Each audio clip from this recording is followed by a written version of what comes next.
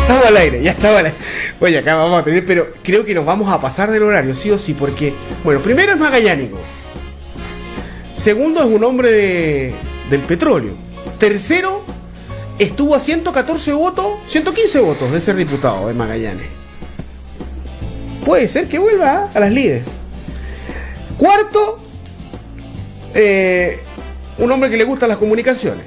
Está ligado, tiene 2 hermanas periodistas. Quinto, su intervención en la COP25 a mí me llamó mucho la atención.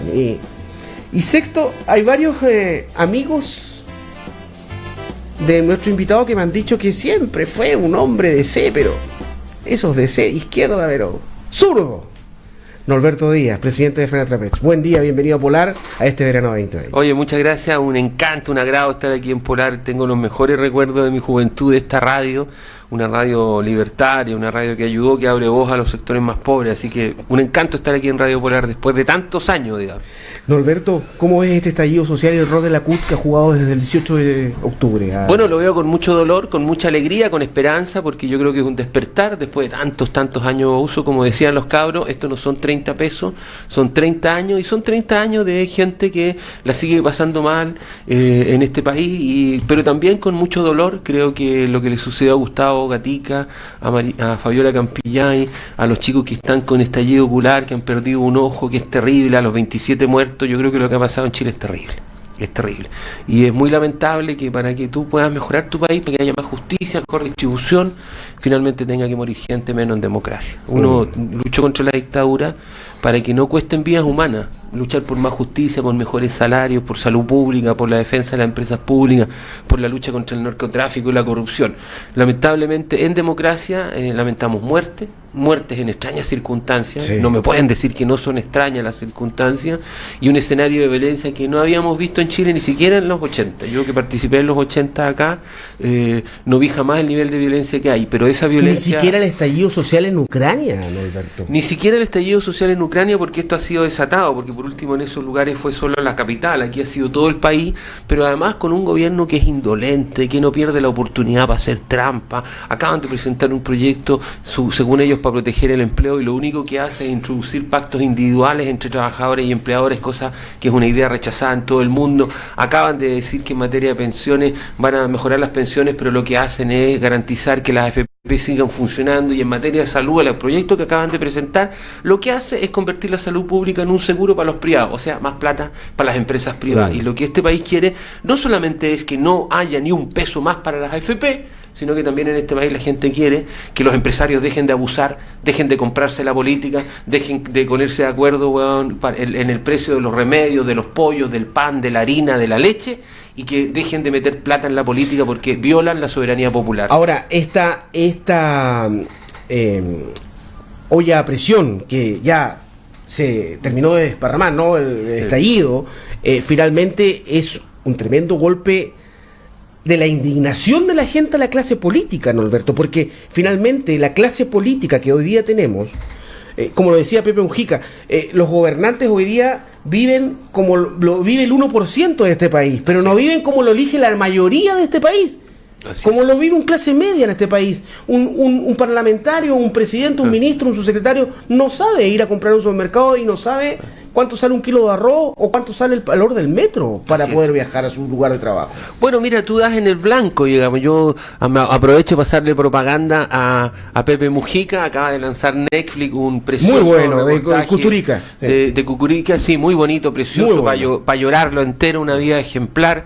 Como dice Mujica, en política hay que elegir políticos que tengan el corazón grande, pero los bolsillos chicos, digamos. Y yo creo que eso es lo que nos ha pasado, porque uno ha visto, primero, perdónenme, y lo quiero decir con harto respeto, pero con harta firmeza, en este minuto de estallido social, el Parlamento ha sido absolutamente inútil para detener la violencia desatada y la represión desatada que ha provocado este gobierno. El Parlamento fue inútil para evitar la declaración de estados de sitio. El Parlamento fue absolutamente inútil para evitar que hubieran muertos, para que hubiera violencia, para detener a Carabineros, que estuvo durante 2 meses lanzando y disparando balines que son ilegales, que no corresponden. Hemos visto un espectáculo de violencia a lo largo del país, de un gobierno que es indolente, que es incapaz de conducir. Entonces, En ese contexto, claro, la gente está indignada, Alejandro, y está indignada porque la clase política fue incapaz de transformar este país. No se tocaron a las AFP. Los empresarios metieron plata en el Parlamento y se compraron una parte importante de la Cámara de Diputados y del Senado. La ley de pesca, la ley del royalty,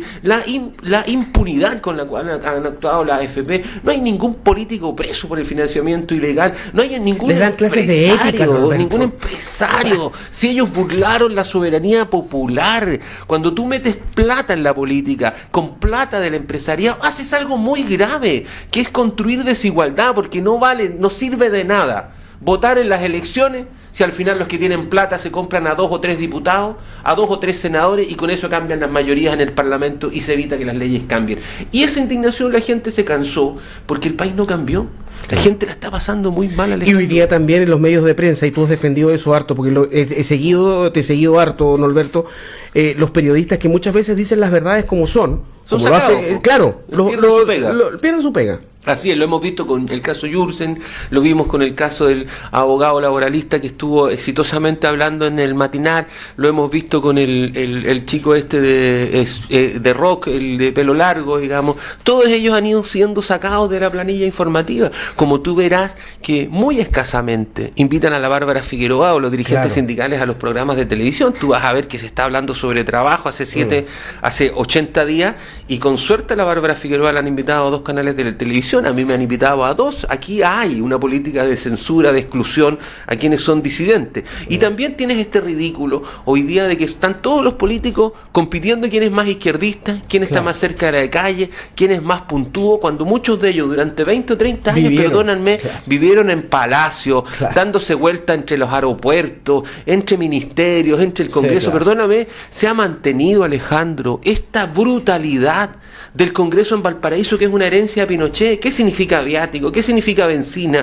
¿Qué significa poner en riesgo a los parlamentarios que andan viajando todo el día? Es una idiotez, perdónenme. A Valparaíso, que está pobre, que necesita industria y no un parlamento que en ese aspecto no le sirve, no tiene ningún sentido que mantengamos la herencia de Jaime Guzmán y de Pinochet en ese edificio, que lo único que hizo fue alejar a nuestros parlamentarios del pueblo. Y perdónenme, yo soy magallánico, no creo en el centralismo, pero en Santiago de Chile viven 7 millones de chilenos. Y yo preferiría que el Parlamento estuviera bien cerquita para que cuando marchamos, para cuando presionamos, podamos tener a los parlamentarios cerca. Hoy día nadie conoce a los parlamentarios porque no sabe uno dónde están, porque andan entre autos, carreteras, regiones, pero uno no los ve nunca. Entonces se convirtieron en seres súper extraterrestres, especiales, que nadie los ve, y que yo creo que terminó cumpliendo el rol que quería Pinochet, un parlamento que fuera inútil, un parlamento que no fuera incidente y con un régimen presidencialista muy fuerte, y eso no es lo que necesita Chile. Norberto, vi tu discurso y lo seguí bastante, me llegó profundamente tu discurso en la COP25 en Madrid. Representaste a los trabajadores chilenos.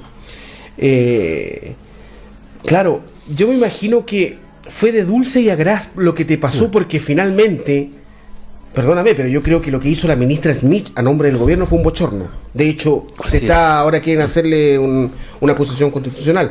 O sea, lo van a interpelar en el Parlamento. Y creo que tú llevaste una bandera de lucha bastante importante, pero te vi también bien emocionado de tus palabras. Como que esas palabras que de repente nacen del alma, ¿no? Yo creo que todo lo que ha pasado, Alejandro, estos 70 días, 80 días, ha sido muy doloroso. Hay gente muerta, hay padres que tienen a sus hijos con un ojo solamente, y nadie se hace responsable.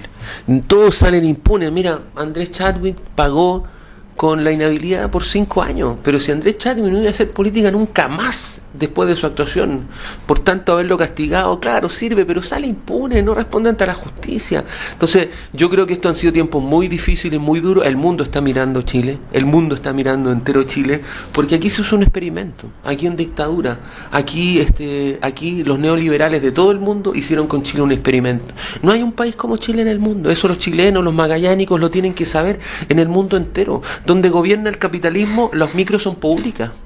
El transporte es público. En Estados Unidos, donde gobierna el capitalismo, el transporte es público. Claro. En Buenos Aires, en Argentina, los choferes de micro son funcionarios públicos. Y si bien las micros son un poquito más pobres, por favor, el que ha ido a Buenos Aires sabe que los trabajadores y el pueblo cuidan los paraderos, cuidan las micros, los paraderos, los micreros no andan corriendo. En Estados Unidos, la cuna del capitalismo, la policía tiene sindicato, tiene asociación gremial.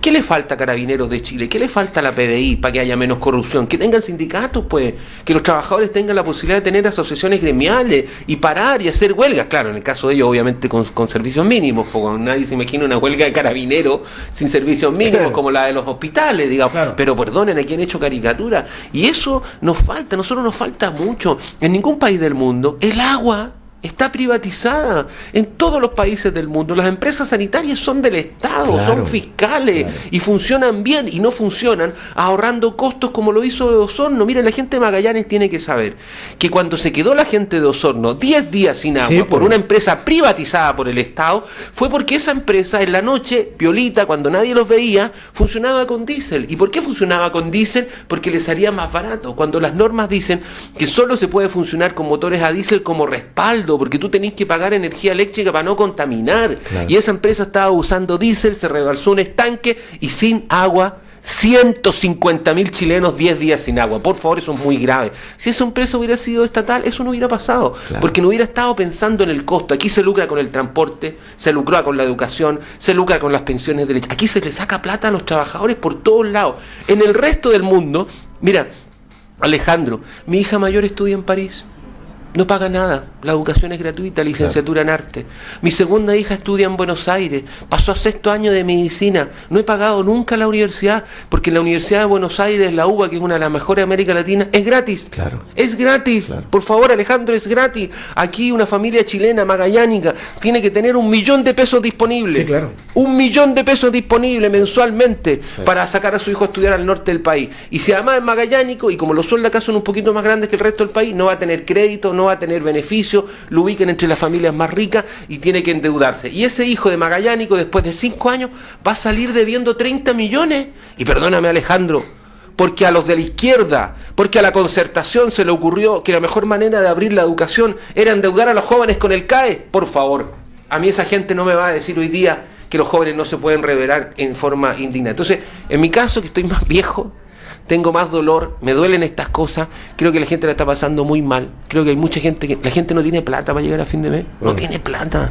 mira las calles, jóvenes vendiendo panes, hamburguesas, tratando de salvarse como pueden. En el resto del país la situación es dramática, miles y miles de chilenos han venido perdiendo el empleo hace tiempo, porque este gobierno es un gobierno penca, es un gobierno indolente, es un gobierno que sigue tratando de hacer negocios hasta con la desgracia ajena, como si no fuera poco. Ahora, para proteger el empleo, tratan de contrabandear pactos individuales que han sido rechazados en todo el mundo porque desprotegen al trabajador. Entonces no se puede.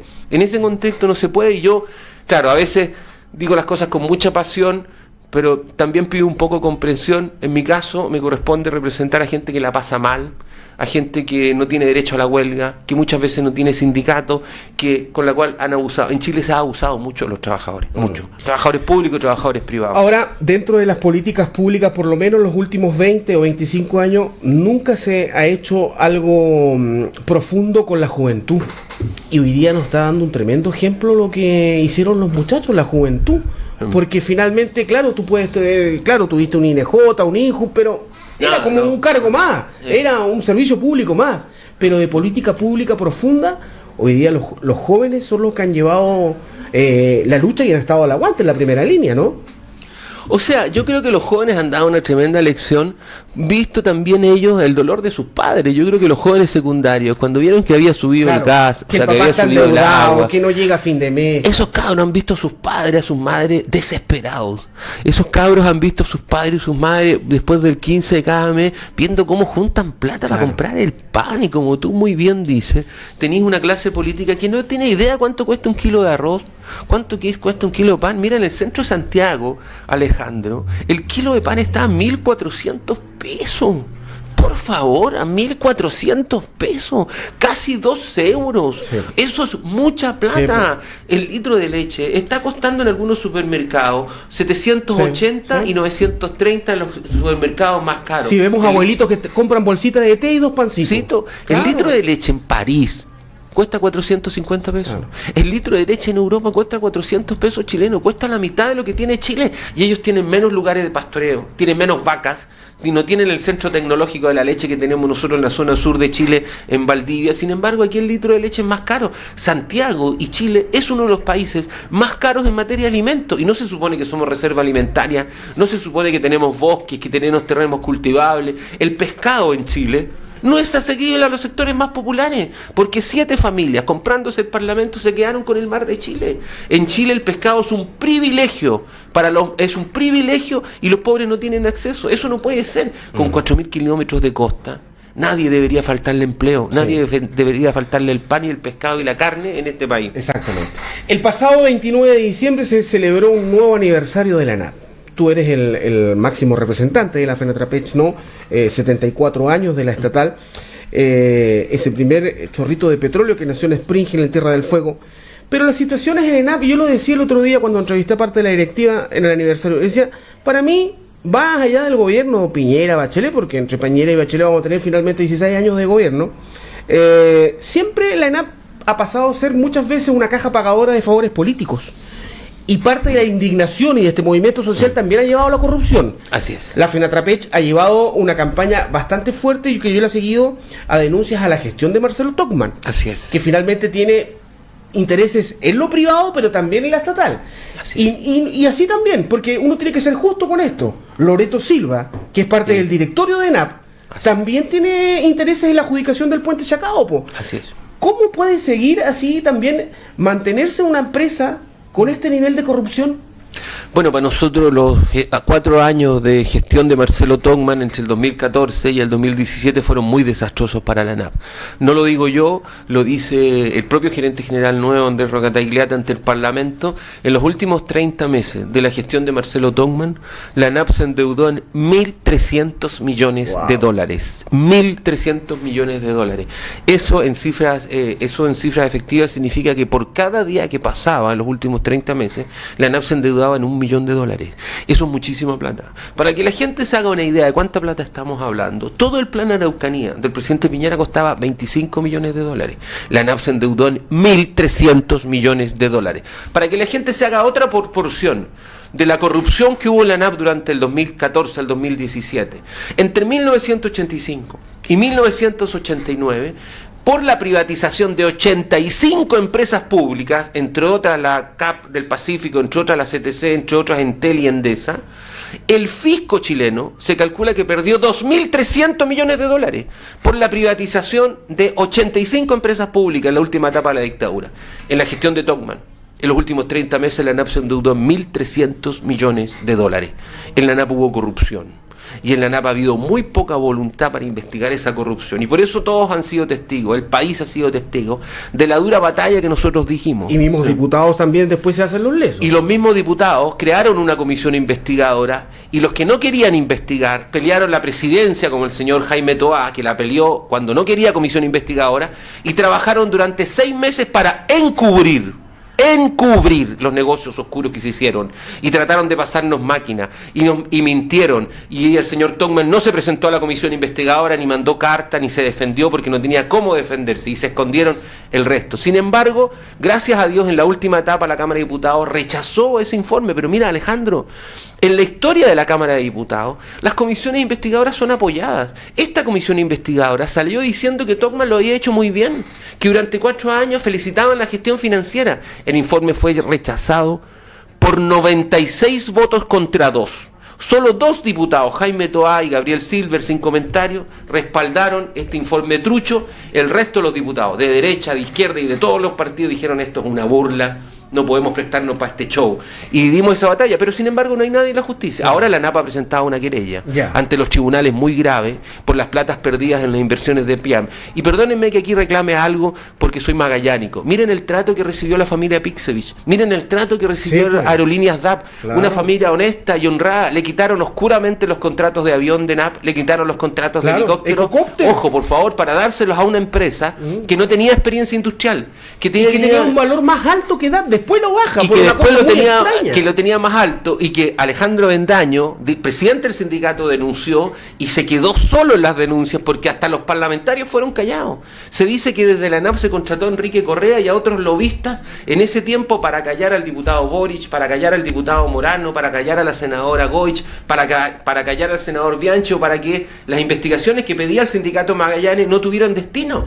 Y llegamos hasta la Cámara de Diputados y de repente nadie más quiso hablar del tema. Yo le reclamo a todos esos parlamentarios y exparlamentarios, ¿qué hicieron para defender a la familia Pipsevich? ¿Qué hicieron para defender a la empresa magallánica DAP? En cambio, le dieron el espacio para que llegara una empresa que era una empresa de helicópteros, que después en Villa Alemana se le cayó y murieron 5 trabajadores, y que acaba el gobierno de volver a contratar para los incendios forestales. Ese y muchas otras cosas terribles pasaron en la ANAP. ¿La situación de Loreto Silva hoy día?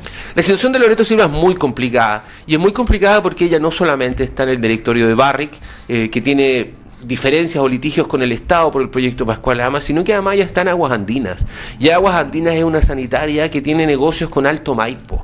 Y Alto Maipo tuvo negocios con la ANAP que son cuestionados por los sindicatos. Es decir, Marcelo Togman firmó a través de Alfredo del Carril en Estados Unidos, en marzo del 2018, en medio del traspaso de gobierno entre un gobierno y otro, firmaron un compromiso de compraventa a Alto Maipo. Yo le pregunto a los magallánicos que nos escuchan, ¿qué sentido o qué explicación puede tener para este país que la ENAP haya firmado un compromiso de compra-venta del 20 o 30% de Alto Maipo, compromiso que no se ejecutó, compromiso y compraventa que se hizo sin autorización del directorio, pero que para lo único que sirvió fue para que Alto Maipo tramitara créditos en el extranjero, diciendo aquí tengo el compromiso de compraventa de una parte de mi negocio, por tanto préstenme plata. Obviamente la ANAP no compró nada, pero hasta el día de hoy estamos esperando que la ANAP presente una querella, porque si presentó una querella por las inversiones en Argentina, la ANAP debería investigar definitivamente qué pasó en el contrato de helicóptero, qué pasó en el contrato de radios, qué pasó en el contrato de telefonía y qué pasó en el contrato de Alto Maipo, y presentar esos antecedentes a la justicia.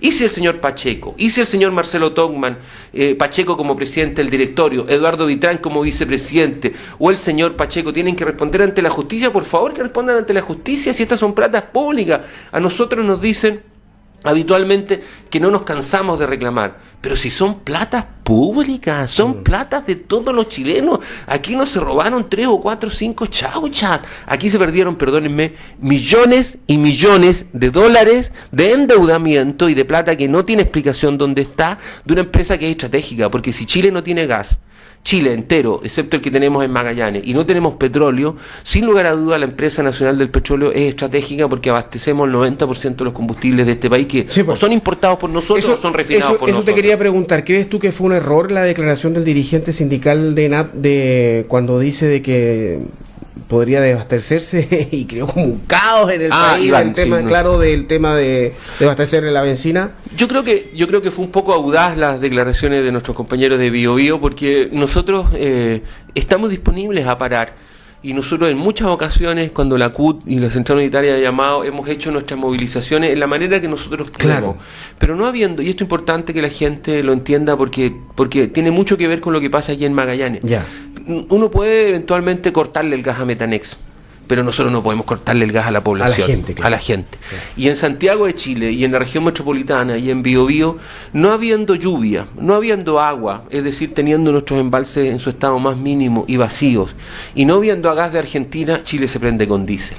Nosotros no podemos cortar el abastecimiento de Quintero a la región metropolitana, porque eso significa apagar el país, apagar los hospitales, apagar las estaciones de bomberos. Nosotros podemos detener nuestras operaciones en las áreas administrativas y de mantención, pero yo por lo menos a menos que haya una dictadura, no puedo arriesgar a que el país se quede sin funcionar, y eso creo que el país lo ha entendido, como la gente entenderá de que nosotros acá en Magallanes no podemos cartar el gas a la población. Podemos tener una pelea política el día de mañana porque no nos gustan los contratos de Metanex y cortar el gas a Metanex, pero nosotros no le podemos cortar el gas a la gente. Un poco lo que pasa con la refinería en Santiago y particularmente en Quintero es que las termoeléctricas gran parte del año funcionan con gas o funcionan con diésel. El gas entra por GNL Quintero y el diésel entra también por los oleoductos de Sonacol desde Quintero, nuestras instalaciones, hasta Santiago. Perfecto. Norberto, en el tema sindical tengo entendido que un poco más de 2 años que el sindicato de ENAP Magallanes no forma parte de la FENATRAPECH. ¿Qué pasó ahí, esa relación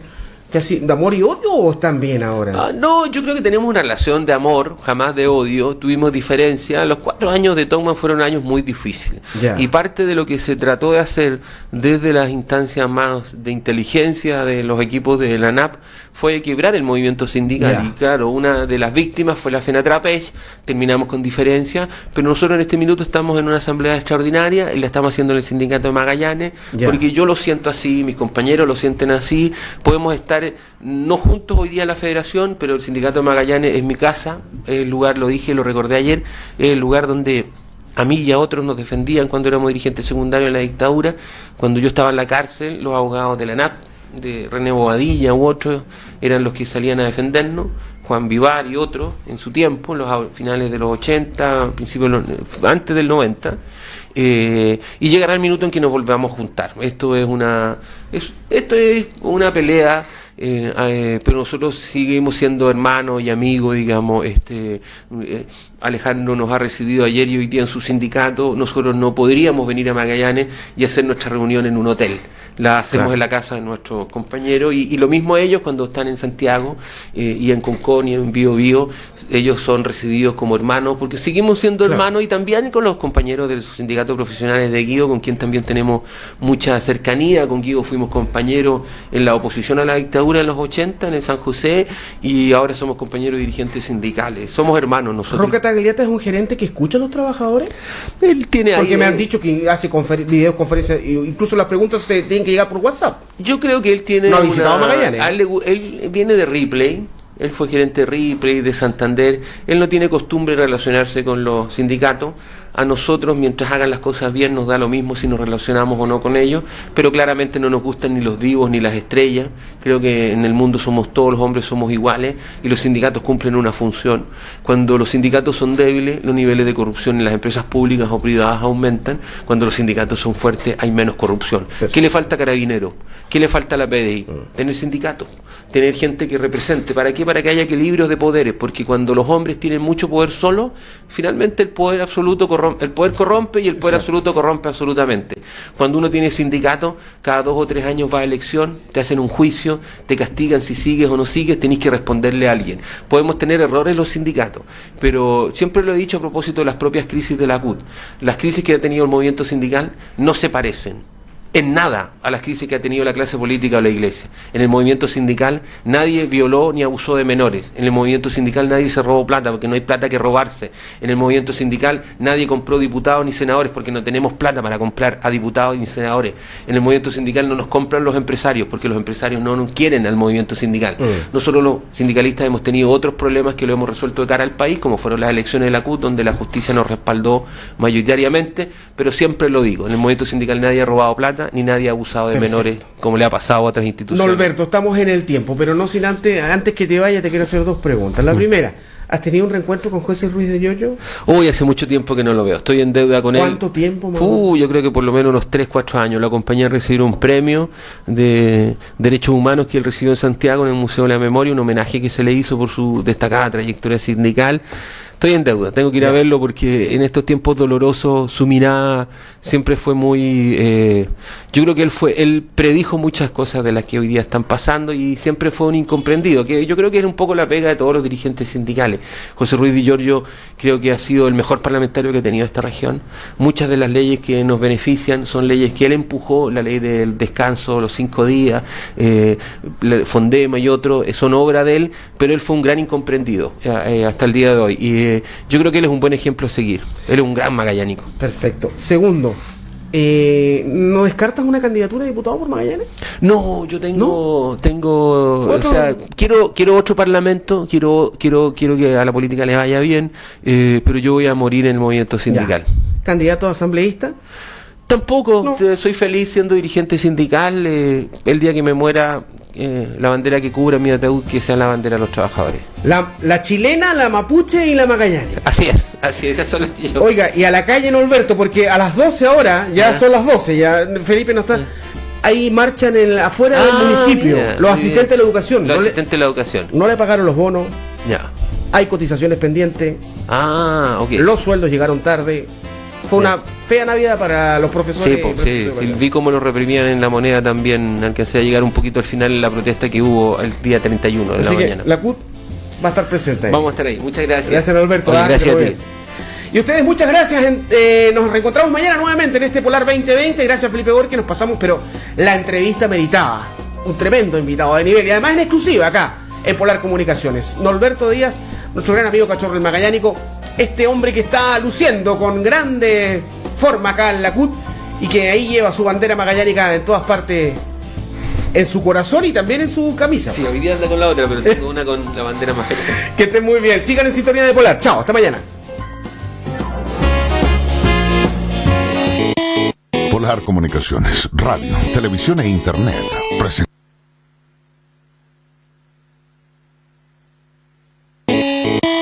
Polar Comunicaciones, radio, televisión e internet presentó Verano 2020, un programa de análisis, debate y cambio. Verano 2020, conducido por el periodista Alejandro